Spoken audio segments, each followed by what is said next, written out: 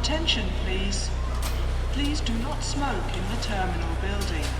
Smoking is only permitted in the specified I did my first smoking solo area. traveling trip this year. I wanted to get away from the city that I was born and raised in and go explore the world. So I stayed in a long-term hostel overseas. The long-term hostel also had other people who were long-term occupants, so I wanted to stay with people who have similar interests.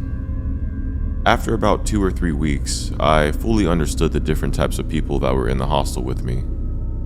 I only had an issue with one of the people. His name was Spencer. Spencer was a drunk, and he used to blame everybody for everything that happened in the hostel. He would wear a hunting knife on his belt every single day. Why he would wear a hunting knife every day is beyond me, and it kind of spooked everybody else out in the hostel. One night, me and the other hostel mates were chilling inside of the common area of the hostel. Then, suddenly, Spencer drunkenly stumbles through the front door.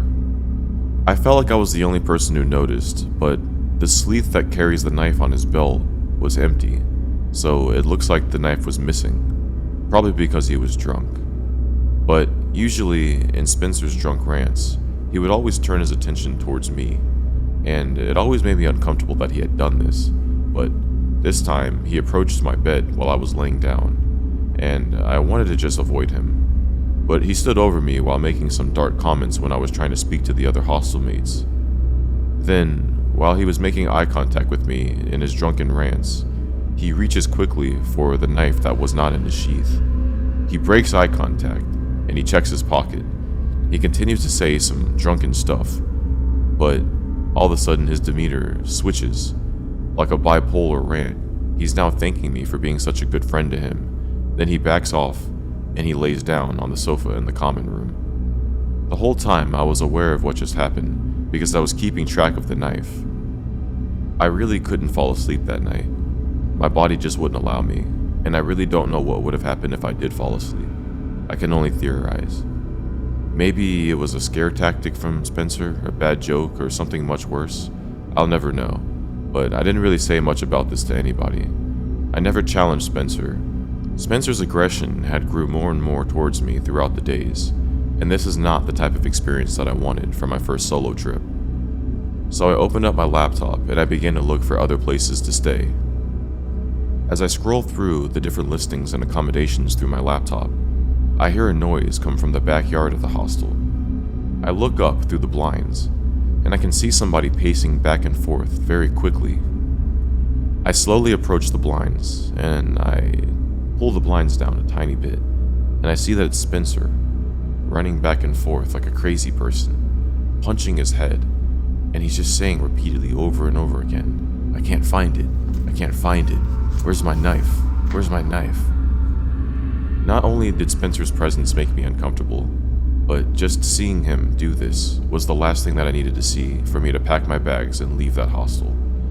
I was afraid that saying the wrong thing may set him off, and he might just attack me. I spoke with the hostel hosts, and they agreed to put me in a hotel room for the time being until they could find me reasonable accommodations.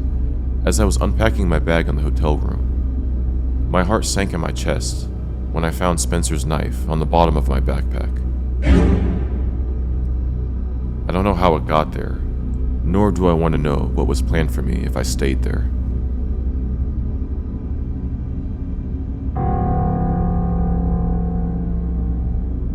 This had happened to me 2 years ago. I've had multiple great experiences with Airbnb. It's a great way to save money when you want to go travel and see the world. But, as anything, I finally came across a bad egg. I had booked what was presented to me in the ad as a full apartment. So I wanted something private, not shared, and it looked really nice from the photos. So I booked it, and all was well for about a week. And then the red flags started to show. The first thing was the owner did not give me any details as to how to get inside of the apartment, despite the trip being about 2 days away. Now, if you're familiar with the way Airbnb works, you'll know that the host will give you a notice ahead of time as to how to get inside of the apartment. Due to me not really understanding how to get inside, I decided to double text the host. When she finally answered the messages I had sent her, she was extremely vague, And her answer to everything was, "It's okay. You'll get all the details once you get here." So, fast forward. Once I actually got there, I was welcomed by this woman who basically showed me to a damp, stinky, and cold bedroom, which I could barely fit all my luggage in. And it was very clear by that point that I would not be getting the entire apartment. I thought it was only for just a single night that I could stick it out, as I was leaving early in the morning and I had errands to run that day, which would have me rather busy, but that was a mistake. As I discovered, the entire place smelled of cat pee, and the shower was littered with other people's stuff. It was very clear and evident to me that I was only getting a room out of a whole apartment, so it seemed like other people had lived here, and they were just renting one of the rooms out on Airbnb. As I looked around the room, it kinda shocked me how there was only a bed and a nightstand in there. There was no other furniture in there, and there was a small window that doesn't even open. As I was looking around the room, I turned to see the host just staring at me. She didn't have a smile on her face at all. She was just staring at me with a blank expression on her face. She shut the door to the room, and then she walked away. As I examined the room, I looked up at one of the light fixtures that was on the ceiling, and I could actually see that there was a little camera that was inside of one of the light fixtures pointed directly at the bed. Now, as off-putting as this experience already was, seeing a camera in the room pointed directly at where I would sleep was the cherry on top. I grab all my belongings and I storm out the front door of that apartment. I could hear behind me the host yelling at me in a foreign language that I didn't understand. I open my car door, put my things in, and I drive away. I reported the listing and my experience to Airbnb, but a couple days later, the listing was deleted.